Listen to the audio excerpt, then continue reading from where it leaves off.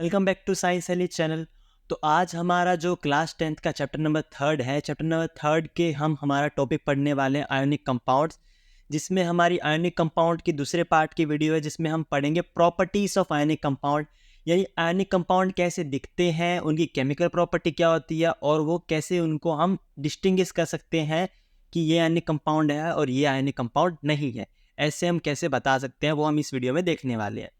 तो यहाँ पे देखिए, फिजिकल नेचर, सबसे पहले हम उसके बाहरी रूप की बात करेंगे कि बाहर से कैसा दिखता है आयोनिक कंपाउंड। तो they are solid and hard due to strong electrostatic attraction. ये जो वर्ड है ये हमको समझना है कि स्ट्रॉन्ग इलेक्ट्रोस्टैटिक अट्रैक्शन क्या कहना चाहते हैं। देखो, जो आयोनिक कंपाउंड होते हैं वो आयन से बनते हैं। देखो, Na+ और Cl-, ये प्लस है ये माइनस है, तो ये एक दूसरे पे फोर्स लगाते हैं, एक दूसरे को खींचते हैं, अट्रैक्ट करते हैं।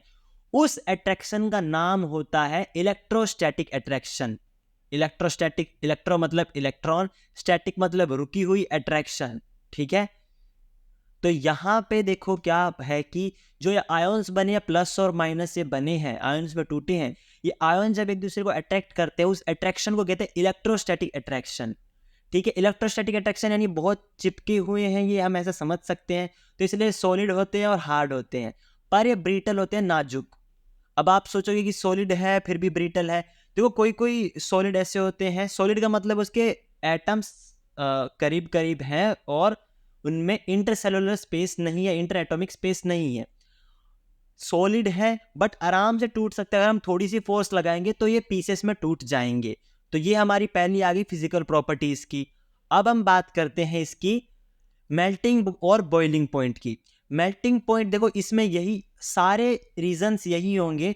इंटर आयोनिक बॉन्डिंग, देखो Na+ है और Cl- है, ये दोनों आयन है और दोनों के बीच में बॉन्ड है, आयन का बॉन्ड है।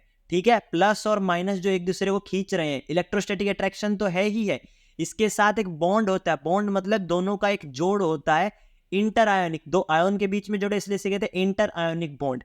इसकी वजह से और इस अट्रैक्शन की वजह से क्या होता है कि ये बहुत ज़्यादा मेल्टिंग पॉइंट शो करते हैं, यानी कि बहुत हाई टेम्परेचर पे ये पिघलेंगे और बहुत हाई टेम्परेचर पे उबलेंगे, यानी बॉइलिंग पॉइंट इनका हाई होगा। तीसरी बात है सोल्युबिलिटी, यानी ये किसके अंदर घुल सकते हैं, किसके अंदर घुल नहीं सकते। इलेक्ट्रोवैलेंट कंपाउंड का मतलब होता है, आयनिक कंपाउंड का दूसरा नाम है इलेक्ट्रोवैलेंट कंपाउंड। तो ये जनरली सोल्यूबल होते हैं पानी में, यानी कि ये पानी में घुल सकते हैं, पर कैरोसिन और पेट्रोल में नहीं घुल सकते। ये चीज़ हमें याद रखनी है। क्यों? क्योंकि जो NaCl है, इसे अगर हम पानी में मिलाएंगे तो NaCl टूट जाएगा Na+ में, Cl- में, ये टूट जाएगा H+ और OH- में। अब ये माइनस इसके प्लस के पास जाएगा, ये माइनस इसके प्लस के पास जाएगा, क्या बना दिया? NaOH + HCl। पर ये कैरोसिन और पेट्रोल ऐसे आयन में नहीं टूटेंगे। अगर ये नहीं टूटेंगे तो NaCl को नहीं तोड़ पाएंगे, और NaCl को नहीं तोड़ पाएंगे तो वो सोल्यूबल नहीं होगा। इस वजह से ये पानी में सोल्यूबल होते हैं और कैरोसिन पेट्रोल में सोल्यूबल नहीं होते। आगे देखते हैं, लास्ट हमारा जो इसका पॉइंट है, लास्ट पॉइंट है कंडक्शन ऑफ इलेक्ट्रिसिटी। आपको हमेशा ये ध्यान रखना है कि इलेक्ट्रिक, समझो मैंने आपको कहा कि ये एक आयरन है, आयन की रोड है, आयन की रोड है, इसमें से मैंने इलेक्ट्रिसिटी पास की तो पास हो गई, तो उसका मतलब है यहाँ जो इलेक्ट्रॉन पास हो रहे हैं, यहाँ से यहाँ इलेक्ट्रॉन पास हो रहे हैं, उसी को हम कहते हैं इलेक्ट्रिसिटी पास होना। इलेक्ट्रिसिटी पास होने का मतलब है, पहली चीज तो या तो इलेक्ट्रॉन पास होंगे, दूसरी चीज होती है या आयन पास होंगे।